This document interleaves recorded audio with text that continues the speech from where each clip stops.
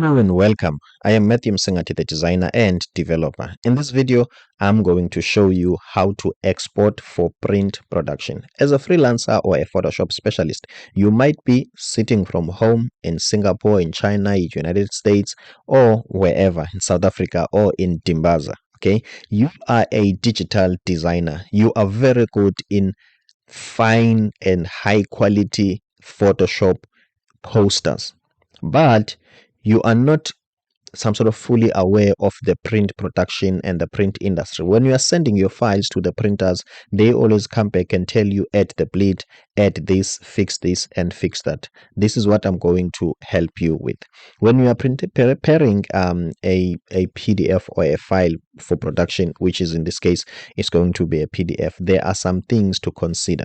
Let me just quickly look for an image, something that will look like a real life thing, and then we are going to use it. Okay, let's say poster design. Okay, this is not my work, it's something that I'm going to just grab from the internet and use. Let's just take this one, copy image, go to Corel Draw and paste. Let's say we are preparing this for production. Okay, the client instructed us to make an A3 size of this poster, and then they want to print it. So what we are going to do first, we are going to select A3. As you can see, we were not told if this is going to be landscape or portrait, but based on what we see, let's go for landscape. It's very important to ask the client though. Okay, and then from there, what we are going to do, we are going to make sure that we lock the scale of this so that we cannot change the proportion. As you can see, we don't want this. So how do you do that? You lock this scale so that this can move like this. Okay, let's go back again. Let me quickly pause the video for something. Okay, sorry about that, I wanted to sneeze. Okay, so as you can see, if we don't lock this, if we change this size to 45, as you can see, it doesn't change proportionally. Okay, of which undo, the reason why we lock it, we want it to change professionally. Look at what it does. So this is what we want. Sorry about that. And then now what we want to do, we want to be smart. We want to scale this in such a way that it fits the height. So we must click into our canvas, copy the height, and then go to our image. We have locked the proportion and paste the height. Now we know that the height is the same.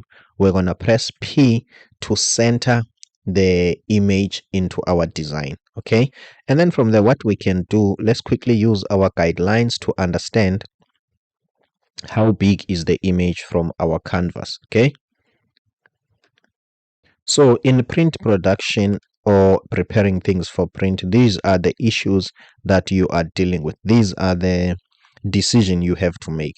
As you can see, if we push this to the center like this or to this edge, as you can see, our design will cut off here. Okay, so this means that we have to centralize this artwork. Okay, let's centralize it, press P. Okay, so this means that instead of centralizing it, let's fit it according to the width instead of the height. So we are going to take the width of the A3 size, click here, we have locked the aspect ratio, let's fit it according to the width. So that means it fits according to the width. And then, sorry about that, let's press P to center it. I'm happy with this. Okay, now the printers told us that they want some sort of a bleed, a 3mm bleed. What does a 3mm bleed is, or what is a 3mm bleed? Okay, first of all, a bleed, it's an extra space. Okay, let's just type 3mm here. Let's unlock this, 3mm and 3mm. Okay, so a bleed, it's an overlapping background. Okay, it means that if this is our design, okay, if this is our design, the printers are telling us that the background of the design must overlap. At least it must be 3mm over, 3mm bleed, 3mm over than the actual design. Okay, so this is the overlap. Okay, let's remove this, zoom in. I'm happy with this. Okay, why must the background overlap? Because in print production, okay, we print some sort of an oversized paper which is called SRA3, and then we will cut or trim your design. Okay, we will trim your design into the actual A3. The reason is, if we don't do that, the printing machine has got clamping wheels. Okay, these clamping wheels need to clamp the page. So these clamping wheels, the machine cannot print where the clamping wheels are. Let's say this is a clamping wheel. Okay, the clamping wheel is clamping the page here, the A3, meaning that the machine is not going to print here. This is going to be white because the head cannot print here. That means there will be a white space. So this will result into a page having a white border, and the client will be like, I said full A3. So to solve that problem in printing, we always print on a bigger paper where the clamping wheels will be here and the actual artwork. Remember, they said the background must overlap. The background will overlap here, and then when they are cutting it here so that it can be the actual A3, when it's being trimmed to size, okay, I'm looking for a white color, but even this one can do. When it's being trimmed to size, as you can see, it can seem like it was printed exactly on A3 and there are no white lines. Okay, so let's center this, pressing P. And then as a designer, now you have to solve this problem because the artwork of the client is more like centralized, but it has got this challenge. Okay, in printing, we do some sort of a quick fix. Okay, because you are not paid to design, you are just setting this up for print production. Some print companies, they charge a little bit of extra for the setup fee, some they don't. So if they don't, you are not supposed to waste more time in the actual design. Apologies for that. So what we will do, we will use the trick that we've learned in the previous videos. If it's your first time, please go and check that. What is that trick? You double click on this, then you will get a shape on the back of your page which is equal to the size of the canvas, and then from then that shape, we will fill it, because as you can see now, it doesn't have a color. We will fill it with this color. We are not going to sample this color here. As you can see, it might not be the same as the edges. We are going to sample the one that is close to the edge. My apologies about that. Okay, as you can see now, it looks almost the same. Remember, the design has got some sort of gradients and whatever. Since we are not paid for doing this, we are not going to get into those details. But we are hoping that, in fact, the client will be happy with this. Okay. So what we are going to do, if we want to add a bleed, we just have to extend the background, extend the background, extend the background. Okay. Extend, sorry about that, extend the background. Okay, when we are done with that, as you can see, this is the actual A3 and this is the bleed, 3mm bleed, and that's it. Now we need to export this for production. Now our design is ready for production. Okay, when we're exporting this, this is a PDF. Let me just say prod for production. Export this page only, yes. Now we are not just going to click OK here. Okay, now we need to go to colors first. As you can see, this is a problem because the printing industry understands CMYK. Your file can come back from the printers and they will tell you that it's RGB, please make it CMYK. So let's change here to CMYK. Let's go to the document and see. Okay, here, since I want to show you to what can I say, to since we don't have a printing machine and I can't show you a printed thing, I'm just going to add some crop marks here. Okay, let me check. Okay, this is not where I'm adding the crop marks, but I will add the crop marks in the section for the crop marks. Okay, so we can pass this page, and then here on the object, what I want to do here, let me just show you something else so that we can see why do we have this export text as curve. Sorry for that. Let me just quickly do this. Let's say coded design. Let's say the client decided to ask us, okay, in the remaining space, since you have arranged my layout for printing, in this remaining space, please put our sponsor, which is coded design. Okay, this is coded design. Let's put it bold. The client is happy with this. And then when we are exporting, this is a font. This is more like what is a text object. Okay, when we are saving things for printing, we are not supposed to save objects. Okay, this is something that can be editable. The PDF can conserve that so that when you're opening it again, you can edit. However, this font might not be available in the printer's computer. That will be a problem because this PDF will demand this font and this font won't be there. How do we solve that problem? We convert the font to curves in CorelDRAW. I believe in Illustrator it's being converted. It's converted to path. Okay, so what we are going to do, we are going to click on it and convert it to curve. Okay, I'm going to convert it to curve so that I can show you the difference between an object, a text object, and a curve. Convert it to curve. As you can see, now it feels like it's a normal shape. When it's on the printer's computer, it's not going to demand some fonts. Okay, so what you can do, you can click all your you can click all the text in your project and convert it to curve manually. Remember, after converting it to curve, it doesn't mean you are done working with it, because maybe the client might ask you to change something. It means that once you convert it to curve and it's all curve, you have lost the ability to edit it. So what you do, you don't do that here.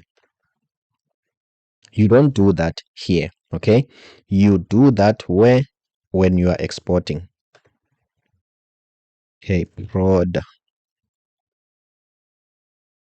You do that here on object. As you can see, now it's telling the CorelDRAW that this is telling CorelDRAW that convert the text to curve so that when it's on production, it won't have issues on print production. So if you deselect this, that means the fonts will give some sort of a problem when somebody is opening on the other side. Okay, so we will convert it to curve. So when we import this document, you will see that this will be curves. Okay, let's go to pre-press. Okay, the bleed limit is 3, meaning that when CorelDRAW is saving this page, it's not going to save exactly A3, but it's going to add 3 mil on the left, 3 mil on the right, 3 mil on the top, and 3 mil on the bottom. That's a bleed. So let's click here. In case they are saying the bleed is 5 mil, you can just type 5 here. Okay, and then let's just print crop marks. Okay, so in order for us to see this effect of the crop marks, let's just put the millimeter 5 millimeter bleed. Okay, in terms of printing the crop marks, when you are sending a file to production, I would like to advise, don't put your own crop marks. This is the mistake that digital designers do. Digital designers, they are the guys who have learned Photoshop and Illustrator, and they are sitting at home and they are designing. Okay, since they don't have an experience, hands-on experience in printing, they always want to look smarter or some sort of advance, so they will always print crop marks here. And also what they will do, they will also put some colors there. Okay, registration marks. Okay, I will show you that. Registration marks, I think it's this one. So in their Adobe Illustrator, they will always put on these options. That's why I'm putting this crop mark option. I want to illustrate a point since I don't have a printer. But as a designer, I will advise you not to do this. I will show you in the next step why. It frustrates the production guys. When I was working in a printing company, I always get frustrated when the digital designer, someone who hasn't worked in printing in hands-on, has put the crop marks there. It delays the process. It makes me to some sort of, it gives me an extra task which is unnecessary, and that might some sort of lead me to mistakes. Okay, so now let's add what the digital designer will do, something that I will not advise you to do. Okay, we've clicked crop marks and we've clicked print registration. Okay, let's click save. Now let's click on a new document. Okay, same A3, then it's landscape. This is not A3, this is A4. A3, let's make it landscape. Okay, now I am the printer. Okay, I have received your document. I received the document. I'm working with it. I'm dropping it on Corel Draw. Okay, so Corel Draw is asking me, do you want to input text as text or as curve? Let's just choose as text. Remember, we have intentionally changed everything to curves. Okay, let's click OK. Okay, let's center this design, because we've been told that this must be printed on A3. Okay, so this is what we want to do. Oh, okay. What I did, the registration marks are these things. Okay, I didn't put that color thing here. Okay, I will talk about this registration mark and the color thing later, since it's not the essence of this video. Okay, so I have centralized this design. Okay, I have centralized this design as a print production specialist. And then what I want to do, let me zoom in. First of all, let me test my fonts. Okay, let's say I want to edit this. Click here. As you can see, it doesn't give me a choice to edit. So when I'm clicking on each and double clicking, I can see that these are curves. This is good because it will mean that I don't have to make some adjustment trying to find the fonts that relate to the picture. As soon as I make a mistake, I will be the one who has to pay for that. Okay, let's talk about the bleed. So the crop marks, okay, usually the crop marks are added by the production guys. They are telling you that the machine, the guillotine, okay, there's a machine for trimming, for finishing. The guillotine, it's going to, they are going to use, the finishers are going to use these crop marks to align the blade of the guillotine to cut here, so that it can give us exactly a tree, and then to cut exactly here, so that this can give us exactly A3. Okay, so as a production guy, okay, for instance, when you are using Xerox machine, okay, Xerox has got a software called Fiery. Okay, Fiery make this process of adding crop marks very, very easy. As a designer, you work with an artwork that doesn't have crop marks, and then you will send that to Fiery, and then Fiery will add the crop marks for automatically for you. So meaning that now when you have two crop marks, okay, remember, maybe you were using a different program for adding these crop marks, or for some reason your crop marks are off. Okay, now Fiery will add another crop mark here. Okay, let me just put this, let's say the actual crop mark, and then the production guys will ask you, why do you have double crop marks in your design? And then you will have to say, no, I was given these crop marks as they are, for some reason they don't align, or for some reason that the digital designer's crop marks were off or something. So as a result, that might be a problem. So just make sure that you put the crop marks when the production guys ask you to, and that is it. Okay, so these are called registration marks. Okay, in terms of large format printing, which is the Roland machine, like your signage, okay, the digital machine, sorry, the Roland machine usually first prints, okay, sometimes. Okay, sometimes we have to print something. After we are done printing, okay, we need to take it out of the machine. We are not going to cut it to size immediately. Take it out of the machine, dry, let the ink to dry, and then from then we need to laminate the design. Laminating the design, it's like putting a clear layer, a plastic on top of this design. After that, remember, the machine still has to cut the overall design. So by laminating it, you are making the print more durable, and also so that if maybe, let's say it's a car magnet, or something that will stick into a car. Remember, a car always go to the car wash. So the more they wash the car, the ink might some sort of be damaged, or obviously there will be a problem because these are chemical. The dishwasher that they are using, it's a chemical. It will react with the ink. That's going to be bad. But when you put an overlay on a printed material, it means that even if you can pour whatever strong chemical, it's not going to affect the ink. After we are done adding that overlay, it must still go to the machine, be fed to the machine, and the machine must cut it to size. Let's say the machine is supposed to cut this design into a custom shape.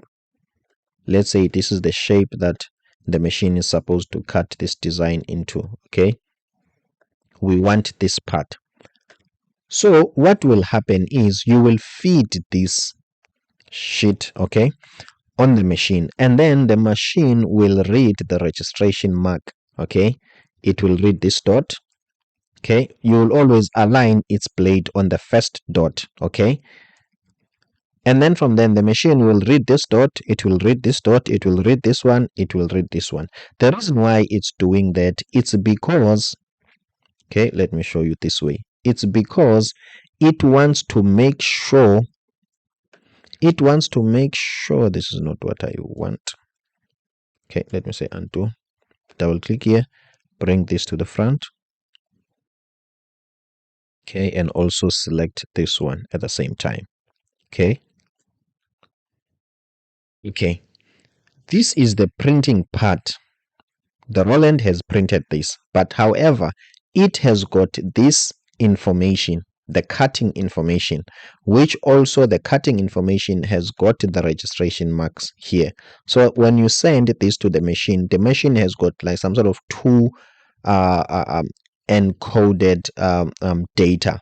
The first one is for printing and the other one is for cutting. So when you are done with the printing, the machine still has the encoded data for printing or for cutting. So when you feed this back, you need to tell the machine that this registration, okay, you will press the machine and move the head of the machine to this part. This registration correspond to this part of the cutting, as some sort of encoded information. Now the machine, once it gets that, it can take, I'm sorry for this, okay, let me use this zoom. So the machine can take the laminated sheet that we have fed, sheet of paper that we have fed, and then it will some sort of use this registration to cut. So meaning that if it knows this is where it is in terms of cutting and this is where it is in terms of the actual design, it will know that it has to move to use this template to go here, and then it cuts. By doing so, automatically, if this part aligns to this one, as you can see, but on my case these parts are not aligning 100%. If these parts aligns, automatically it will cut on the same place. I'm Matthew Msingati, the designer and developer. If you feel like this has added value into your overall understanding of exporting for print production, please do me a favor and hit that subscribe button. See you on the next one.